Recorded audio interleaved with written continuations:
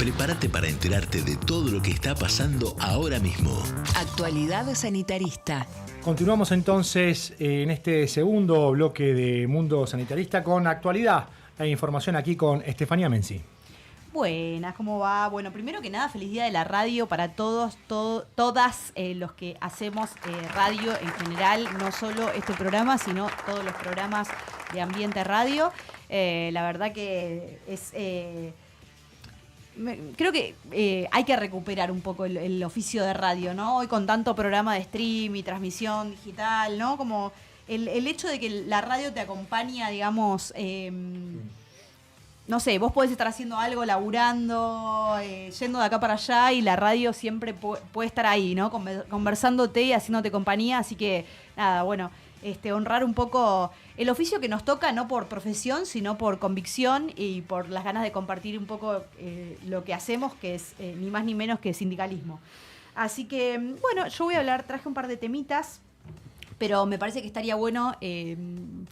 leerlos a ustedes y entonces, bueno, en función del Día de la Radio, estaría bueno que nos cuenten si escuchan radio, qué escuchan o en qué momentos la radio los acompaña o sienten que nada, fue importante para la vida de cada uno. Para vos, ¿quién fue un referente de radio que vos tengas? Programas de radio que hayas escuchado. Mira, yo cuando era chica escuchaba mucho la rock and pop por mis tíos, o sea, Okay. chiquita. Entonces... Lalo. Pergolini. Mucho. Mario. Después, obviamente, uno no se hace cargo de la opinión política que tiene hoy Pergolini. No, no es de Mario, esa opinión es de Mario. No, era con lo que estaba de fondo en casa, digamos. Total. Venía mi tío y ponía la radio y estaba siempre la rock and pop sonando. Entonces, tengo como esa primer referencia, si querés. Después, más de grande, escuché otras, ya por decisión. No, la Mega la escuché muchísimos años. Hoy todas las mañanas tengo que decir que escucho Radio con Vos, por ejemplo. Con Tenenbaum. Sí, lo escucho a Tenenbaum.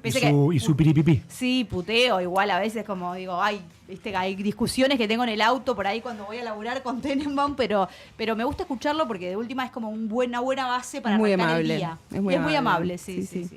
Sí, el grado de fidelidad, ¿no?, que hay entre la radio y la oyentada también es muy particular, ¿no? Sí. ¿Es cierto?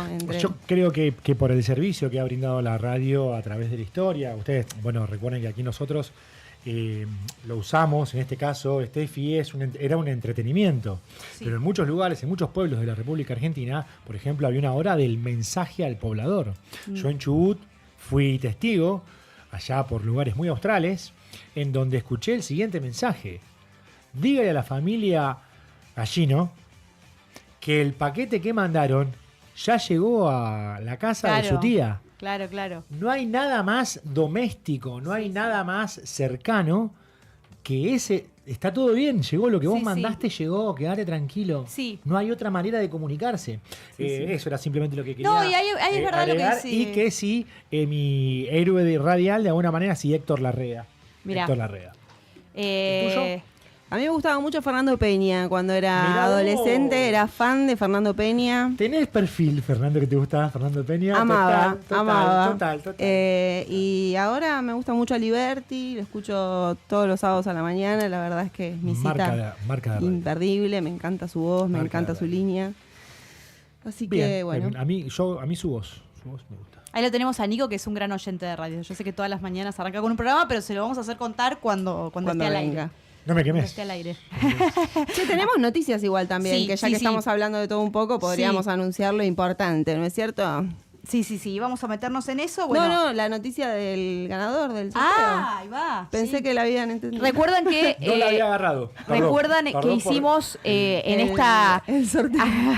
En este año aniversario, cumplimos 3 años con este humilde programa y sorteamos una estadía a Carlos Paz hace más o menos 2 semanas en el programa, con los comentarios del programa transcurrido hace 2 semanas, y tenemos ganador que se publicó hoy en las redes de Juventud Fentos, pero lo tenemos que anunciar por acá, por supuesto. Es muy grato para mí anunciar que el ganador es de la localidad donde nace justamente la fundadora de este concepto, que es justicia social, porque nace en Los Toldos. Nace Eva Perón allá en Los Toldos.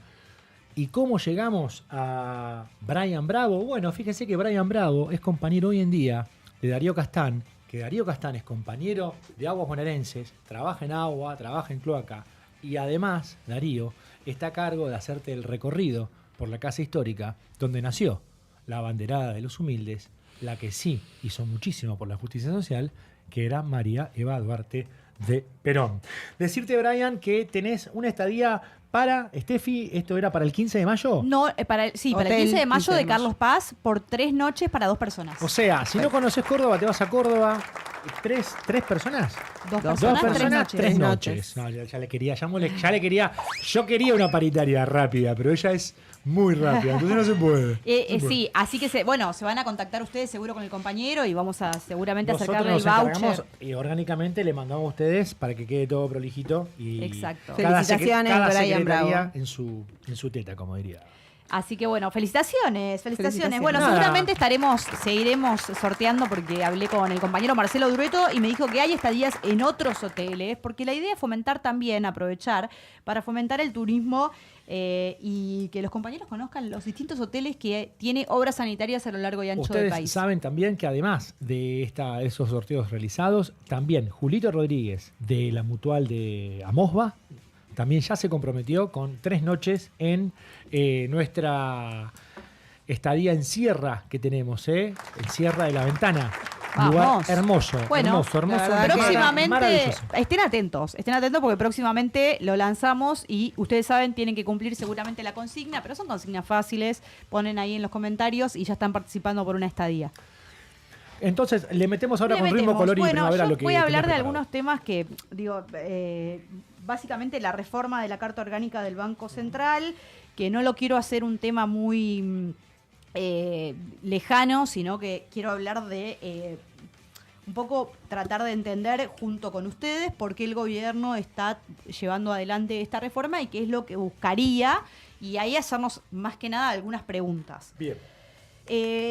Primero les cuento lo que ocurrió. El gobierno de Milei ayer dio el primer paso en su objetivo de modificar la Carta Orgánica del Banco Central para reformar la independencia de la autoridad monetaria, limitar el financiamiento del Estado y concentrar su misión en preservar el valor de la moneda. O eso es por lo menos el argumento que esboza el gobierno de Javier Milei. Entonces el proyecto este miércoles logró media sanción en diputados. Según el relato oficialista, busca el fin del flagelo de la inflación con este proyecto, ¿no? Porque limita la emisión. Y la votación ayer se realizó por títulos y no por artículos, lo cual generó bastante ruido en la Cámara y hubo mucha discusión al respecto. Porque ¿Y eso por qué? Sí. No, porque el gobierno, el bloque oficialista lo determinó así y hubo discusión y no se pudo lograr un consenso para que se vote por artículo, que era lo que quería lograr la oposición. El principal reclamo estuvo dirigido al artículo 13, de la oposición, vuelvo valga la redundancia, que habla de utilizar activos como reservas en oro, por ejemplo, o activos financieros y dinero líquido como garantía en operaciones propias. Ustedes saben que hay una base, digamos, de la Reserva del Banco Central que es respaldo para operaciones. Entonces, supuestamente la reforma esta lo que quiere establecer es que no sea necesariamente reserva en oro, sino que puedan ser activos más líquidos los que impliquen esta reserva, lo cual hace mucho más volátil, obviamente, como esa reserva y mucho más frágil, ¿no? Quieren contar con otros, o sea, quieren sumar a la reserva, yo creo que tiene que ver con que le den las estadísticas también y les den los números, porque la reserva está muy en negativo, sumar activos, no sé, inversiones. Te interrumpo acciones. un segundo. Puede ser que esté también relacionado con esto de, ¿te acordás el fondo para las cuestiones viales? De que había algo que se había separado para eso y ellos lo estaban usando para otra cuestión. Exacto. Debe ser parte de la misma estrategia. Sí, tiene que ver con la reserva y el respaldo necesario. Y uno de los cambios centrales que establece como misión primaria y fundamental, como dicen ellos, para preservar el valor de la moneda, dejando atrás un esquema incorporado con una reforma que se realizó en el año 2012, que además de la estabilidad monetaria contemplaba otro tipo de objetivos que tenían que ver con la estabilidad financiera, el empleo, el desarrollo económico y la equidad social. Ya está, no importa. Solo importa la cuestión de la inflación y el valor de la moneda como eje central, que tiene que ver con una visión del gobierno muy centrada en la macroeconomía y que le den los números y no en la economía real y doméstica, que es algo que venimos viendo. Sí. Y yo esto lo voy a ligar después al tema del endeudamiento para volver un poquito sobre el tema, porque me es inescindible, porque están preocupados por el valor de la moneda, pero no estamos, o sea, no le dan bolilla al tema del endeudamiento familiar, que es una situación que ha llegado a detonar a un montón de familias que ya no saben a dónde acudir, compañeros que no pueden pagar el alquiler. Bueno, vamos a profundizar un poquito ahí, que si bien ya lo tratamos la semana pasada, me parece un tema que está en boca de todos. Creo que algunos dicen, bueno, es una bala que entró. ¿Por qué es una bala que entró? Porque es una realidad. Porque uno se pregunta o mira a su alrededor y están todos endeudados. Entonces, bueno, volviendo al tema del BCRA, para no generar confusión,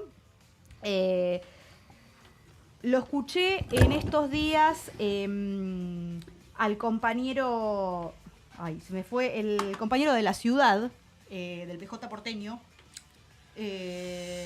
¿Santoro? No, Recalde ni Santoro. Juan Manuel Olmos, perdón, se me había escapado el nombre. El compañero Juan Manuel Olmos decía, hablando de este objetivo nuevo de priorizar la estabilidad de la moneda, que hay que decir que a 32 meses de gobierno el modelo de Milei aumentó la inflación 329%, y dice, estas son estadísticas que estoy sacando del INDEC, provocó el cierre de más de 30.600 empresas y destruyó más de 337.000 empleos. Entre asalariados privados, sector público y casas particulares. Al mismo tiempo cayó el salario real y se bajó el consumo y obviamente también la inversión. Otro de los puntos más relevantes para volver al tema de los objetivos de la reforma es la prohibición de financiamiento del sector público. O sea, lo que ellos quieren es no solo limitar la emisión de monedas, sino que el Estado no pueda disponer de esos fondos para hacer algún tipo de operación. Ya sea cualquier tipo de... Sí, tener algún tipo de maniobra para pagar algo y después, alguna crisis. Claro. Exacto. Por eso el objetivo trasciende al gobierno de turno, ¿no? No, y además que el tema de la designación del presidente del Banco Central. Eso está, ¿no? sí, que, eso que iba a es hablar. lo que... La iniciativa incorpora, justamente iba a hablar de eso, una forma de remover a las autoridades que es mucho más rígida. Necesitan dos tercios de la Cámara de Diputados y 2/3 en el Senado, ¿no? Eso se supone que es como blindar un poco de la discusión política a las autoridades institucionales, que incluyen no solo al presidente, sino a todos los miembros de la comisión directiva del Banco Central. Sí, estarían atornillados ahí, digamos, y venga el gobierno que venga, no tendrían Bueno, posibilidad. esto es parte de esos cambios estructurales que dice el gobierno que quiere hacer en la economía argentina, ¿no? Entonces, yo creo que, esta transformación tiene que ver con limitarle, si cambia de gobierno, limitarle el acceso a fondos también a un próximo gobierno, o el acceso a modificar un poco el sistema de equilibrio económico, ¿no? Sí, limitar el poder de maniobra, ¿no? Exacto. Ante una eventual crisis o lo que sea. Bueno, y como decía, esto para mí está muy ligado al tema del endeudamiento, porque habla justamente de que el gobierno está priorizando la variable macroeconómica y no la economía doméstica, ¿no? Muy centrado, estaban muy contentos de haber ganado esta primera discusión en diputados, y ahora pasa al Congreso, muy interesados en que esta reforma se lleve adelante. Pero el bloque opositor logró a su vez, o sea, no fueron todas buenas noticias para el gobierno, sino que el bloque opositor logró a su vez ayer en la jornada el quórum para tratar en una próxima sesión extraordinaria el proyecto de desendeudamiento familiar, con la prórroga también en la emergencia en discapacidad, que son dos temas centrales que el gobierno no quería tratar. Con 133 votos, la oposición ya tiene garantizado ese quórum para una sesión especial que ya tiene fecha, va a ser el próximo 9 de septiembre. Solamente los libertarios y el PRO se opusieron a buscar una solución legislativa a la situación de millones de endeudados. Mientras tanto, como ya sabemos, la morosidad alcanzó niveles récord, ya hay casi 6 millones de deudores en Argentina. La mora con los bancos llegó en lo que es, vuelvo a decir, sistema bancarizado 12,8%, y la mora en lo que es billeteras virtuales ya alcanza el 30% de los usuarios. Por lo cual, si combinamos ambas fuentes, nos da un promedio de 15 puntos, 15, casi 16 puntos de porcentaje de endeudamiento.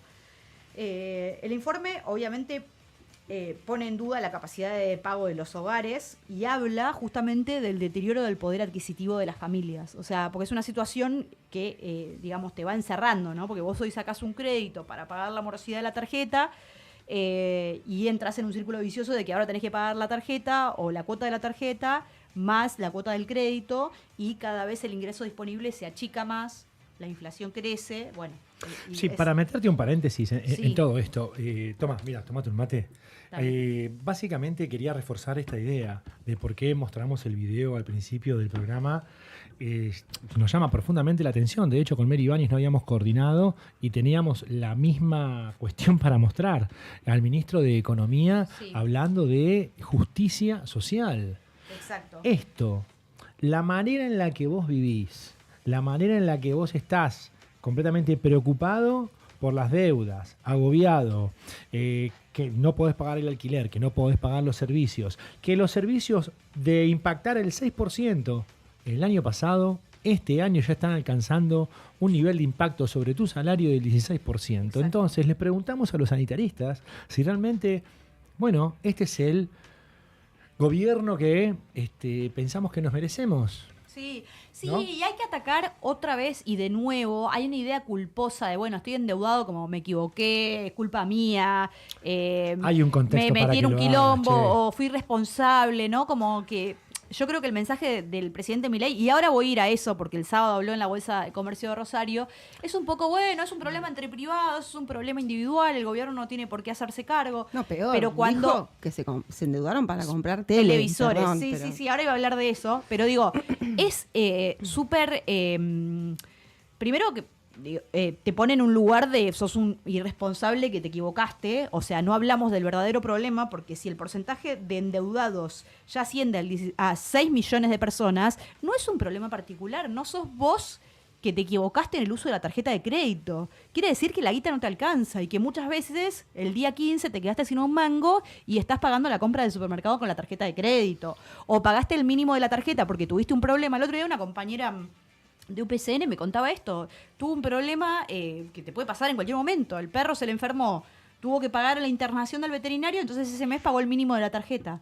Bueno, el interés se le fue al tacho. Sí, porque aumentaron el interés, bajaron las tasas, digamos, de inversión, pero aumentaron las tasas de los préstamos. Entonces todos tenemos algún imprevisto en la vida, en lo que decimos, bueno, en este momento no puedo... Contingencias, son cosas que no esperás están que pasen. congelados. Exacto. Entonces ya no tenés el colchón. Antes por ahí teníamos una reserva para el momento que nos pase eso. Ya no tenés esa reserva, vivís al día, te pasa algo, te endeudaste. Entonces no fuiste un irresponsable, te pasó algo. La gente quemó ahorros para poder pagar la luz y las paritarias están congeladas en torno al 1,5%. Claro, o sea, hay una pauta que obviamente limita la paritaria libre, ya no existe la paritaria libre. Claro, si no por te eso, homologan paritarias de más de un 1%, está difícil no endeudarse. A mí me interesa poner el foco ahí, ¿no? Como en la cuestión de la responsabilidad, que salgamos de que es un problema individual y volvamos a ponerlo como un problema político, un problema de todos los argentinos, porque digo, además esta situación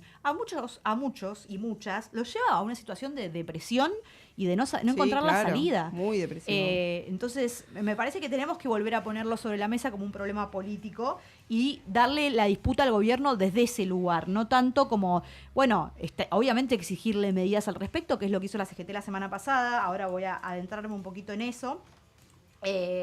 Pero insisto, tenemos que salir de la óptica del problema individual y esa forma, esa mirada tiene que aplicar a todas las problemáticas que estamos abordando hoy por hoy, porque son transversales. La cuestión del empleo, de la precarización, bueno, digo, donde llevemos la mirada, digamos, son problemas generalizados y que tienen una connotación política central.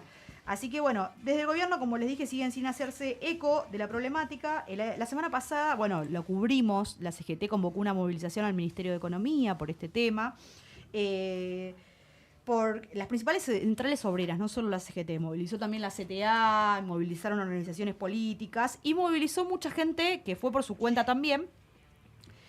Y después de esto, o sea, después de una movilización del Ministerio de Economía, no solo no hubo ningún tipo de respuesta oficial, sino que el sábado el presidente fue invitado a hablar en la Bolsa de Comercio de Rosario, que por cierto, de hecho se confundió porque dijo que estaba en la Bolsa de Comercio de Buenos Aires, y habló ahí de cuestiones financieras, cuando la Bolsa de Comercio de Rosario, no sé si todos lo saben, pero la Bolsa de Comercio de Rosario no es como la Bolsa de Comercio de Buenos Aires, sino que se dedica a la producción y comercio de granos, centraliza eso. Entonces no habló de ningún tema vinculado al agro, o sea que ya estaba bastante alterado. Él mismo dijo, se sacó los anteojos un par de veces y dijo que ahí entraba en modo, como no sé si descontrolado, como que ya no estaba como leyendo y que, como digamos, iba a ser libre de decir lo que tenía ganas de decir. Y habló de la situación de los endeudados. Él ya venía diciendo que era un problema entre privados y que era una estafa, que el Estado se haga cargo de eso. Ahora ironizó. Se rió, se burló, dijo que nos endeudamos para comprar televisores previo al Mundial. Entonces, bueno, ¿ahora qué pasó? La mitad de esos dejó de pagar.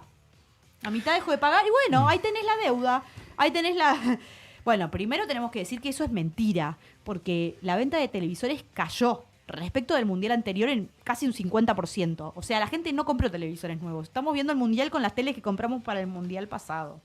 Digamos todo. Con suerte. O sea, lo vimos al Mundial con nuestras teles viejas. No hubo un gran compra de Y aparte, un presidente que insiste en la falta de la posibilidad constante que tiene de ponerse en los zapatos de alguien que realmente no le alcanza para llegar. Y eso ya hasta me da pena también, porque pero no por el presidente. Hasta me da pena esa nula capacidad de escuchar.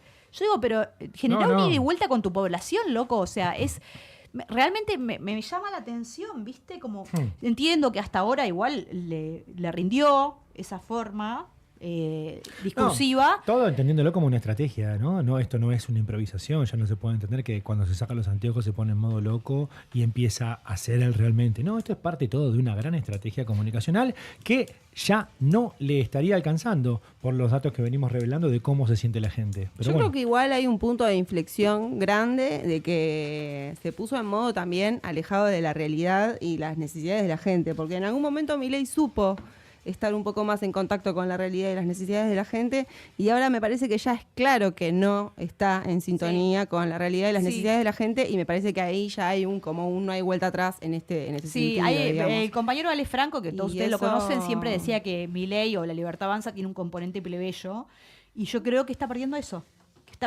Que ese componente plebeyo tiene que ver con hablarlos de los problemas que aquejan a la población. Milei supo encontrar eso que convocaba a gran parte de la población, ¿no? El tema de la casta, ¿no? Y ahora te atornilla un Bausili por 30 años en el Banco Central, pero digamos, lo instaló y la gente empatizó con esa idea. Completamente, Mary. Lo que ocurre es que también de un tiempo esta parte lo que no podemos dejar de mencionar, y acá nos hemos hecho eco de eso, es en que no paran los casos de corrupción y de réplica de casta. Pero me parece que hay un punto en el que todos los gobiernos, porque a Alberto Fernández le pasó lo mismo, cuando Alberto Fernández se vio, se pudo ver con claridad que ya estaba alejado de la realidad, bueno, ahí es cuando empieza a perder. Bien. Empieza a perder apoyo, como a perder... síntoma, digamos, ¿no? Como síntoma lo veo muy claro, sí. Exacto. Muy alejado de la realidad. Entonces, vuelvo, lejos de un consumo suntuario, ¿no? Salimos todos como unos irresponsables a comprarnos una tele sin saber si mañana la vamos a poder pagar y después la dejamos de pagar.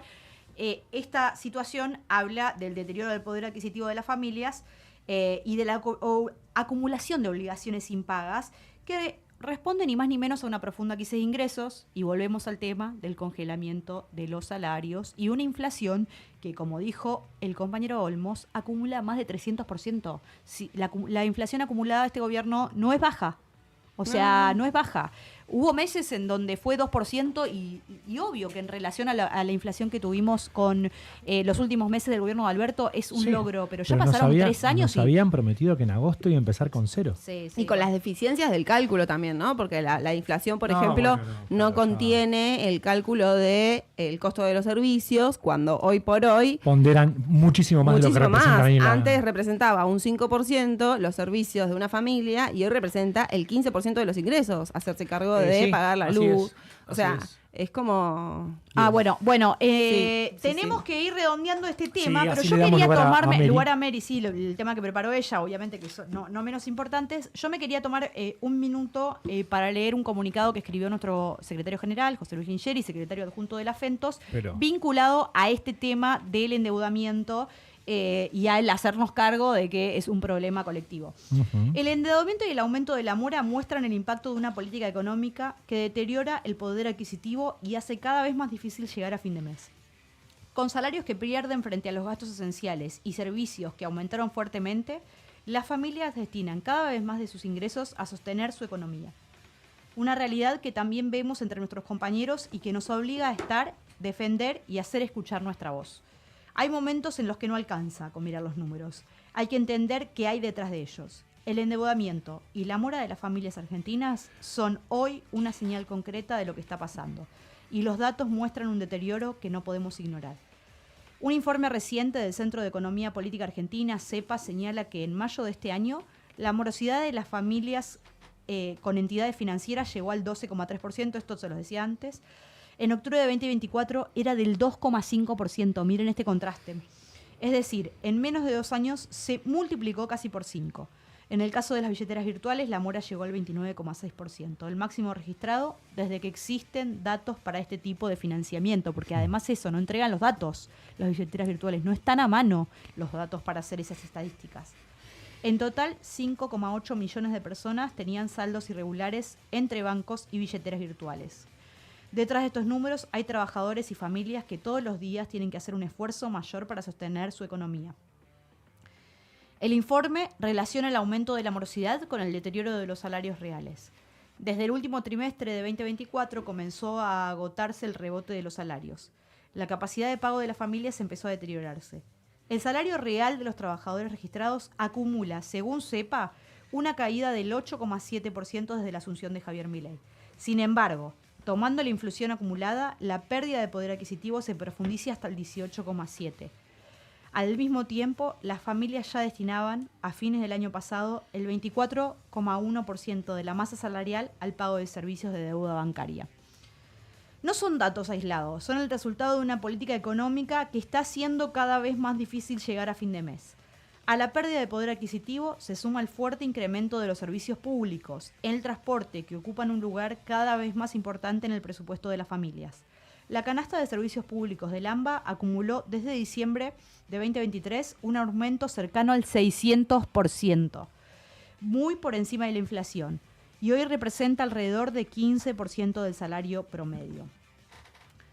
Por eso tenemos que hablar de las consecuencias, de las decisiones económicas que se toman, porque detrás de cada porcentaje hay una familia, detrás de cada deuda hay un trabajador que necesita sostener su hogar. Y detrás del crecimiento de la mora hay una pérdida de capacidad para afrontar compromisos que antes podían ser asumidos. Desde Esbatos no somos espectadores de esta realidad. Podemos decir desde nuestra organización madre, desde la FENTOS también, queremos tomar ese compromiso y tenemos la responsabilidad de defender el trabajo, el salario y las condiciones de vida de nuestros compañeros. Lo hicimos siempre y lo vamos a seguir haciendo. Hoy los trabajadores necesitamos respuestas. Necesitamos una política económica que vuelva a poner en el centro la producción, el trabajo y el poder adquisitivo de los salarios. Necesitamos que el esfuerzo no recaiga siempre sobre los mismos. Así que con esto y con este mensaje tan contundente de nuestro secretario general, quiero darle la pelota a Mary. Me parece muy importante esto, volver al tema de que no es un problema aislado, es un problema de todos y todas y no solo demandarle a la política, sino organizarnos para dar una propuesta, una solución a este problema que es generalizado a las familias argentinas. Perfecto, y porque todo tiene que ver un poco con todo, me interesaba que Steffi arranque primero con esta problemática que nos preocupa a todos y a todas, porque bueno, justamente en el día de ayer el Ministerio de Economía lanzó un plan de préstamos hipotecarios. La idea es reactivar la economía, ¿no? Lo paradójico es que, según el gobierno, la economía vuela por los aires. Pero bueno, se calcula, como decíamos al principio, que se podrían otorgar aproximadamente 17.000 préstamos hipotecarios para viviendas de $100.000 aproximadamente. Se trata de 2 billones provenientes del Fondo de Garantía de Sustentabilidad del ANSES, es decir, el fondo que garantiza la solidez del sistema previsional de las y los jubilados. que el Estado pondrá a disposición de los bancos para que ofrezcan créditos hipotecarios a través de licitaciones periódicas de 200.000 millones de pesos que serían colocados en plazos fijos de entre 1 a 5 años en estas entidades financieras. El objetivo es que los bancos ofrezcan con estos fondos créditos a personas humanas para la compra exclusiva de una vivienda a una tasa no superior a la actualización de la UVA, que es la actualización de la UVA es diaria, más el 7,5% de interés. Y deberán ofrecer un plazo mínimo de 15 años con un monto máximo equivalente a 150.000 UVAs por crédito. Serían como unos $200.000. Si podemos, igual me quedó como muy poquito tiempo, pero si podemos poner, no sé qué poner, la placa de Mary 00, que sería como el ejemplo que dio ayer Caputo. Una familia se quiere comprar una vivienda de $120.000, tiene que tener el 20%, o sea, tenés que tener más o menos $20.000 ahorrados y contar con un ingreso de aproximadamente 3.500.000 pesos por mes para poder hacerle frente a una cuota de 40.000, porque después tenés que escriturar y todo eso. Sí, o sea eso como... Sí. Pero ahora tenemos mucha más actualidad porque tenemos un tema pendiente y queremos para eso conversar con Mary Ibáñez. Bueno, ¿qué tal? Veníamos hablando del plan de préstamos hipotecarios que lanzó ayer el Ministerio de Economía. Habíamos dicho que son 2 billones que va a poner a disposición el Fondo de Garantía de Sustentabilidad del ANSES para que se fondeen los bancos y poder ofrecer estos créditos, préstamos hipotecarios a largo plazo. Bueno, habíamos dicho, si pueden poner la imagen de que ayer el ministro Caputo ilustró la propuesta con este ejemplo, ¿no? De una propiedad valuada más o menos en $100.000, ahí dice $106.000. Bueno, tendría que tener la persona ahorrada aproximadamente $20.000 y pedir un préstamo de un monto del crédito hipotecario de 120 millones aproximadamente, con una tasa UVA más el 7% y el plazo mínimo de 25 años. Imagínense que si se reduce el plazo, obviamente que se aumentaría la cuota inicial, porque en esta hipótesis la cuota inicial sería 865.000 pesos la cuota, que requeriría un ingreso neto del grupo familiar, que puede ser por ahí entre 2 personas, de aproximadamente 3.500.000 pesos.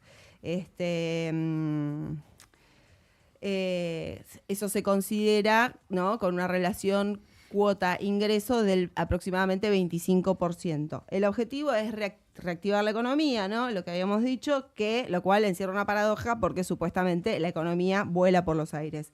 El presidente de Camarco, Gustavo Weiss, lo recibió al anuncio, lo celebró, pero no se mostró demasiado entusiasmado, ya que en principio parecería ser que estos créditos irían destinados a la compra de viviendas finalizadas o viviendas usadas. No irían directamente a lo que sería la construcción, que ahí sí el impacto en el dinamismo de la economía es un poco más significativamente mayor. Porque Toto, viste que descubrió que el tema de la construcción es como que genera cosas positivas. Sí, claro, pero es que en principio parecería ser, habría que chequearlo esto más adelante, cómo va a funcionar, porque todavía no está reglamentado, todavía hay un montón de cosas que se desconocen. Que no asegura que detalles. sea de vivienda de cero, como todos sabemos, una construcción de cero, no lo asegura. Claro, no estaría en principio destinado a lo que es la construcción, ¿no? Muy bien. Si fuera así, dinamizaría aún mucho más la economía, porque impactaría en el sector construcción, industria, empleo, ¿no? Todo lo que está abajo, digamos. Claro. Recordemos que la actividad del sector de la construcción se encuentra un 20% por debajo de la actividad de los niveles del 2023, y hay 1.670 empresas del sector menos y 80.000 puestos de trabajo relacionados menos. Relacionados a la construcción específicamente. Claro, o sea, Perfecto. el sector de la construcción está en uno de sus peores momentos, ¿no? Y un anuncio como digamos, uno lo puede llegar a celebrar, es una buena noticia, pero si no está... Es justicia social, Mary. No claro. seas... Vos porque lo ves todo negativo, Mary. Si no está dirigido así para no el se sector puede de la seguir. construcción Toto no te va a específicamente, confirmar nunca al final. Tampoco especialistas del sistema financiero parecería que se mostraron demasiado entusiasmados, porque además, bueno, ya dijimos que sería para un universo de 17.000 créditos, ¿no? En un país de 50 40 millones de millones. habitantes. Claro, tal cual. No sé cuál es el porcentaje, pero es malo. Por ahora aceleran la medida, pero con cierta cautela, ya que aseguran que expone al sistema a un riesgo de liquidez y a una dependencia constante de las renovaciones. Y bueno, y más paradójico e increíble aún, ¿no? Arrancamos el programa con este tema, es que el ministro utilizó un término que para el presidente es un robo, una aberración, que es el término de justicia social. Vamos a ver lo que dijo, a ver si está el videíto ahí a mano, del ministro Caputo anunciando este plan de viviendas. Para este gobierno, los créditos hipotecarios son una prioridad por diferentes razones. Una, porque hace a la justicia social. Nada más, digamos, justo que una persona que tiene trabajo tenga acceso a una vivienda y no tenga que esperar 30 años o 40 años para ahorrar para poder comprar su vivienda. Y ahora podemos ver lo que opina el presidente Javier Milei acerca de la justicia social. 11 25 95 69 16 para ver qué opinas vos con respecto a lo que dice Toto Caputo. ¿Vos le creés con respecto a la justicia social o pensás que hay que abrir un poco las ventanas y las puertas porque nos están vendiendo humo y con feo olor? Además también entonces, hay que ver qué concepto de justicia social tiene, ¿no es cierto? Porque, bueno... Contenido para pasar. Cuya máxima expresión es esa aberración llamada la justicia social, que es injusta porque implica un trato desigual frente a la ley, pero además está precedida de un robo.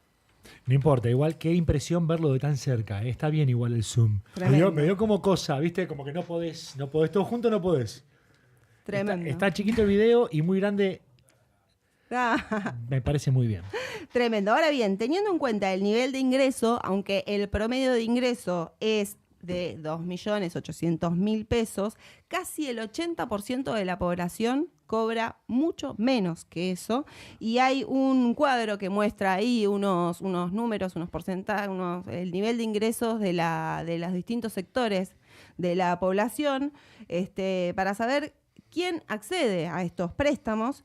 Vamos a pedirle a Ezequiel que ponga el cuadro de la imagen 3, donde se ve claramente a quiénes está dirigido este crédito, que en este sentido, bueno, no estaría justamente dirigido a la clase media-baja, a la clase baja trabajadora, sino que, bueno, como ya dijimos, para acceder a uno de estos préstamos hay que acreditar un ingreso de 3.500.000 pesos.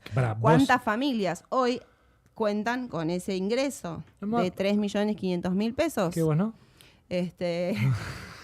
Yo no, pero Nico, ¿sacamos el préstamo? Ni yo siquiera. No, yo no llego. Azul Barcacia, préstamo. ¿Tenemos 3 lucas para préstamo? 3 palos, 3 palardos. 3.500.000. Dani, ni juntando neto. con el novio, ¿no? No llegamos, no. 3.500.000 neto. Ezequiel se la patinó toda en el viaje a hoy para el eclipse. Numa fue a ver a Boca. No, bueno, está bien. Hay que tener en cuenta. No, de fútbol yo no voy a hablar porque soy de gimnasia. Hay que tener en cuenta que para tener 3.500.000 neto tenés que tener un ingreso superior, de porque 6 después hay millones que, de pesos. claro, al bruto hay que sacarle, claro, todos los impuestos y Para todo. ganar 30. Ahí vemos. O haberte beneficiado con Libra, ¿no? También. No, A lo mejor porque vos no alguno que se encontraste el benefició con Libra, pendrive, Mary. A vos lo que te faltó fue un buen pendrive. Me faltó un buen pendrive. Perdón, tenemos 3 minutos. Y Ahí vemos. La clase media alta arranca. El piso de la clase media alta con 4 millones. Justo lo que necesita una persona para acceder a este préstamo. O sea que la clase media baja, la clase baja superior no pobre y la clase baja está absolutamente por fuera y es la mayor parte de la población, ¿no es cierto? Que casi el 80% cobra menos de 2.800.000 pesos, que era el promedio de ingreso que habíamos mencionado recién, ¿no es cierto? Además, ya podemos sacar la imagen, pero era para mostrar que, digamos, el crédito está dirigido a un sector de la población que es muy minoritario. Y además también teniendo en cuenta que tenés que tener el 20% de la propiedad ahorrado para poder acceder a este crédito. Pero bueno. Pero es imposible. Eso, creo que la noticia en sí no parecería ser una mala noticia, es una buena noticia, pero el tema es que en el contexto actual, por eso me interesaba que dé la introducción Estefanía Menzi, como bien lo hizo, en el contexto actual de sobreendeudamiento de las familias, donde los salarios están congelados, han perdido capacidad, poder adquisitivo, los salarios en general, los salarios están retraídos y el nivel de empleo registrado disminuye cada vez más. Pareciera ser una medida que a la que solo podrían acceder sectores sociales muy minúsculos de la población, ¿no?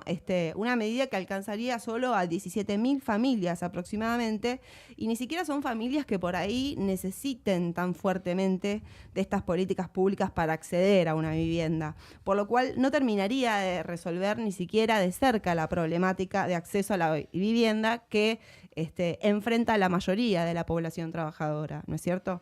Entonces me parecía un tema bastante importante, un tema interesante, ¿no? Porque el proyecto de la casa propia, el proyecto de la vivienda propia es algo que nos preocupa a nosotros, a todos los trabajadores y trabajadoras, pero parecería ser que no está, digamos, como proyecto de que sea una cuestión para la clase trabajadora, sino solo para un pequeño sector que pueda acceder. Y ni hablar que tenemos ya el antecedente, ¿no?, de los préstamos hipotecarios, que lo hemos traído a este programa, de los cuales se han beneficiado solo un par de funcionarios vinculados al Banco Central y que tenían información privilegiada al respecto. ¿Te acordás que trajimos los bancos, los préstamos hipotecarios a los cuales accedieron ciertos funcionarios? Vos te referís a los préstamos hipotecarios VIP, que no fue como un plan, fue una cuestión bastante en secreto, bastante confinada a un grupo selecto de todos, justamente, ¿no? Llamativamente, grupo de trabajadores que tienen que ver con la cartera de Luis Toto Caputo y sus familiares. Pareciera ser más que nada una política pública que lo que apunta es a fondear a los bancos y a financiar a este pequeño sector minúsculo de la población, que además el gobierno de Javier Milei Javier Milei llegó al gobierno en contra de la casta y sin embargo estas políticas están bien dirigidas a la casta, ¿no? Porque ¿quién cobra 3.800.000 pesos? Por lo menos la clase trabajadora que se levanta todos los días a las 5 de la mañana, toma 3 bondis, un tren, un subte, a esa parte de la población esos préstamos no están dirigidos. Toda la información y la vinculación sobre estos temas arrancamos con Estefanía Menzi hablando de las familias endeudadas y concatenamos, ahora sí, pudimos luego del contacto con los compañeros de Formosa, con Mary Ibáñez, sobre, justamente me parece muy importante lo que hace Mary Ibáñez porque puede de alguna manera ir separando los conceptos y atender bien, a prestar atención, a escuchar bien. Esto no es justicia social. Esto no es justicia social. Lo queríamos dejar en claro desde este humilde lugar.